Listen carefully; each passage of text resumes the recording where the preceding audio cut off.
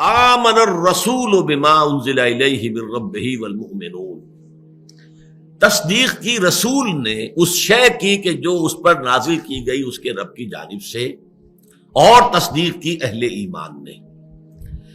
یہاں بڑا ایک اہم مسئلہ زیر بحث ہے، وہ یہ ہے کہ یہ تصدیق کی اصل بنیاد کیا ہوتی ہے۔ پہلی بات تو یہ کہ یہ آیت اس اعتبار سے بڑی ہمارے دل کو لگنے والی آیت ہے کہ اس میں حضور کے لیے بھی یہ کہ حضور بھی ایمان لائے ہیں۔ اصل میں تو ایمان جو ہے وہ حضور پر ایمان ہے، ہم حضور پر ایمان رکھتے ہیں صلی اللہ علیہ وسلم، لیکن یہ کہ یہ مرحلہ حضور پر بھی آیا ہے، حضور بھی ایمان لائے ہیں۔ اور قرآن مجید میں بعض مواقع پر کہا گیا آپ یہ کہہ دیجئے انا اول المومنین انا اول المسلمین، سب سے پہلا ایمان لانے والا تو میں ہوں۔ اور ایمان کے جو لفظی معنی ہے، جبکہ اس کے ساتھ تعدیہ جو ہے با کے ساتھ ہو یا لام کے ساتھ ہو، ورنہ اگر بغیر مجرد ان کے حروف جار کے بغیر اگر آئے گا، پریپوزیشنز نہیں ہوں گی، تو ایمان کے معنی امن دینا ہے، کسی کو امن دینا، امن عطا کر دینا۔ اسی معنی میں مومن جو ہے اللہ کے ناموں میں المومن، امن عطا فرمانے والی ذات، وہ ذات کے جو لوگوں کو امن عطا کرتی ہے۔ تو المومن کے معنی ہوں گے امن دینے والا۔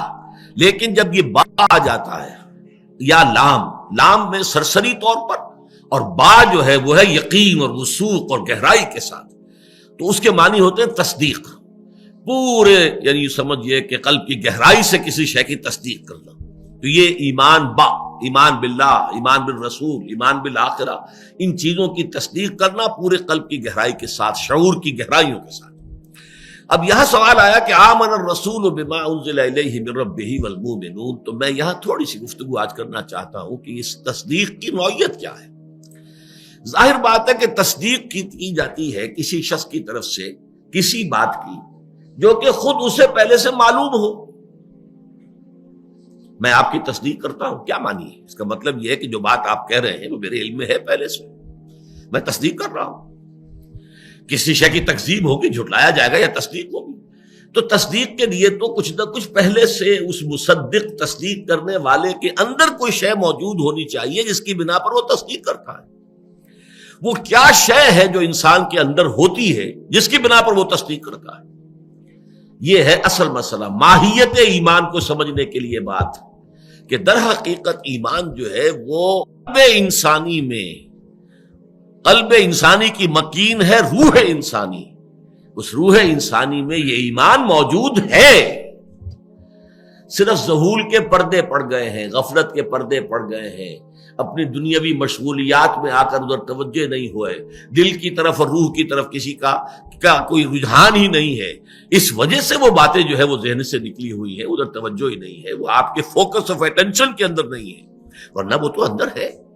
یہ روح جو ہے، جو کہ الامر من اللہ ہے، قل الروح من امر ربی، جس کو اللہ تعالیٰ نے متعدد مقامات پر اپنی ذات کی طرف جو ہے منسوب کیا ہے، وَنَفَخْتُ فِيهِ مِن رُوحِي، اس میں میں اپنی روح میں سے پھونک دوں۔ سورہ سجدہ میں بھی وَنَفَخَ فِيهِ مِن رُوحِهِ، اللہ نے اس میں اپنی روح میں سے پھونک دیا۔ تو اگرچہ ہم اس کے معنی یہ نہیں لیتے کہ اللہ کی روح کا کوئی جز تھا جو آگے آئے، بلکہ یہ کہ اس کی کہتے یہ تشریف، اس کی عظمت اور اس کی ذات باری تعالیٰ کے ساتھ فی الجملہ قرب کی وجہ سے اس کو اللہ تعالیٰ نے اس طریقے سے اپنی ذات کی طرف منسوب کیا ہے۔ لیکن اس روح انسانی کے اندر دو چیزیں موجود ہیں، اچھی طرح سمجھ لیجئے، اگرچہ ڈورمنٹ ہیں، سوئی ہوئی ہیں، جیسے کہ خاکستر ہو، ایک انگارہ ہے، اس کے اوپر راکھ اتنی آ گئی ہے کہ آپ کو پتہ ہی نہیں کہ اندر اس کے جو ہے آگ موجود ہے، وہ اتنا اس کے اوپر جو ہے وہ راکھ آ چکی ہے، لیکن وہ راکھ ذرا ہٹاتے تو معلوم ہوتا کہ اندر تو وہ دہتا ہوا ایک انگارہ موجود ہے۔ تو وہ چیز موجود ہے، دو چیزیں موجود ہیں اس روح انسانی میں، معرفت ربانی بھی موجود ہے اور محبت رب بھی موجود ہے، دونوں چیزیں، معرفت کی روشنی، محبت کی حرارت، یہ دونوں چیزیں روح انسانی کے اندر موجود ہیں۔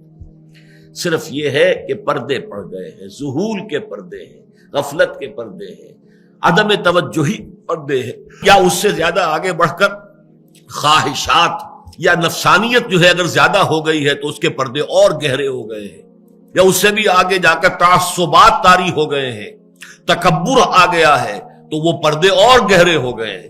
لیکن یہ کہ یہ تو درجہ بدرجہ اس در حقیقت وہ جو حجابات ہیں ان حجابات کی لطافت یا ان کی کثافت کے مختلف درجات ہوں گے، لیکن حقیقت یہی ہے کہ انسان کے اوپر صرف یہ آپ یوں سمجھیے یہ ڈورمنٹ کانشسنس ہے، یہ شعور ہے سویا ہوا. اس سوئے ہوئے شعور کو آ کر قرآن مجید جگاتا ہے. اسی لیے اس کو کہا سورہ نور میں نور علی نور.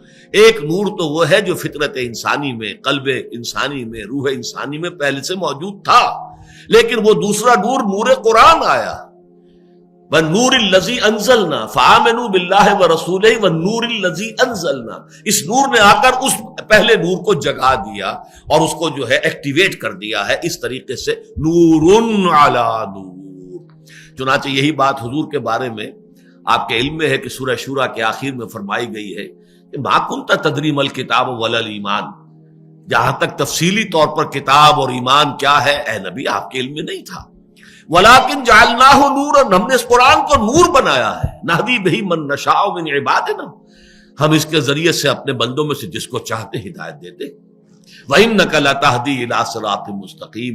اب جب یہ قرآن آپ پر نازل ہو گیا، آپ کے وجود میں سرایت کر گیا، آپ کا باطن اس سے جگمگا اٹھا، منور ہو گیا، اب آپ ہدایت دیں گے نوع انسانی کو. إِنَّكَ لَتَهْدِي إِلَىٰ صِرَاطٍ مُّسْتَقِيمٍ. گویا کہ آپ مجسم، آپ بن گئے ہیں وہ لائٹ ہاؤس، وہ روشنی کا مینار کہ جو جہازوں کو راستہ بتاتا ہے اور بتاتا ہے، خبردار کرتا ہے کہ ادھر چٹان ہے، ادھر مت جانا. تو آپ کی حیثیت اب اس مینار نور کی ہے کہ جو نوع انسانی کے لیے ہدایت کا ذریعہ بنے گا.